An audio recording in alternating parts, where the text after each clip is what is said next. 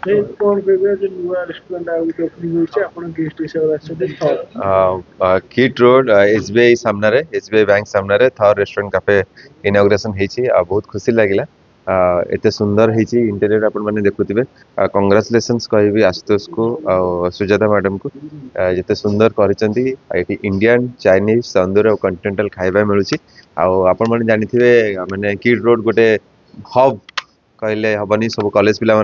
समस्त गोटे बहुत बढ़िया जगह ए प्लेस भी हैंग आउट करिया समस्त बहुत सुंदर होती सब बड़ कथा रही है टेस्टी मुझे खाଇବା ट्राए कली टेस्टी खाଇବା ये लो प्राइस अच्छी जोटा कि यही जगह मिलवाटा ये पॉसिबल नुह तो प्राइसिंग बहुत कम अच्छी तो मुझे समस्त कहि समस्त आसतु ये खाଇବା टेस्ट करूँ मजा नि जगार भाई ଆପଣ ଯେମିତି ନନଭେଜ ଖାଆନ୍ତି ଭେଜ ଖାଆନ୍ତି ତ ଆପଣ କଣ ଟେଷ୍ଟ କରିବେ ମୁଁ ଆଜି ଭେଜ ହିଁ ସବୁ ଖାଇଛି ଆଉ ମୁଁ ନନଭେଜ ଚିକେନ ମଟନ ଖାଏନି ଫିସ୍ ବେଳେ ବେଳେ ଖାଏ ଆଉ ମତେ ବହୁତ ବଢେ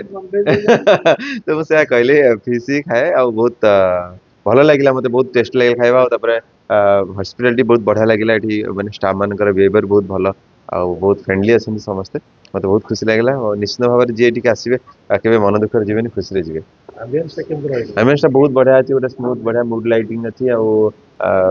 ବହୁତ ଭଲ ଲାଗିଲା ବସିବାକୁ ଶାନ୍ତ ଅଛି ଏଠି ସାଉଣ୍ଡ ବେଶୀ ନାହିଁ ମାନେ ଜଣେ ବସିଲେ ବି ନର୍ମାଲ ଯେମିତି ଆମର କାଫେରେ ବସି ମିଟିଂ ବି କରିପାରିବେ କଥା ହେଇପାରିବେ ବସିକି ସେଇଭଳିଆ ଗୋଟେ ଜାଗାରେ ଡିଷ୍ଟର୍ବ ହେବେନି ଲୋକ ଆଶା କରୁଛି ଆପଣ ରିସେଣ୍ଟଲି ବି ଇନ୍ଫୋସିଟିରେ ଗୋଟେ ଖାଇବା ଆଇଟମ କରିଥିଲେ ଆପଣ ଆସିଥିଲେ ତ ସବୁ ଜାଗାରେ ଆପଣଙ୍କୁ ଖାଇବା ରେଷ୍ଟୁରାଣ୍ଟରେ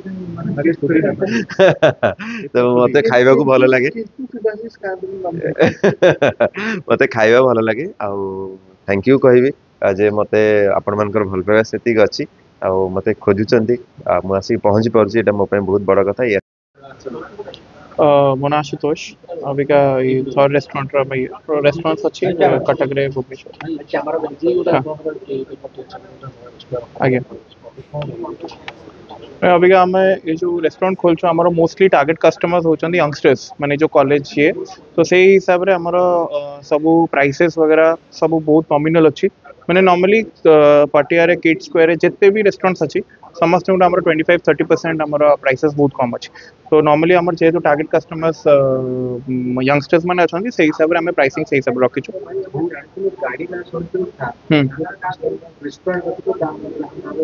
हाँ थर एक्चुअली हाँ नहीं किसी नहीं जस्ट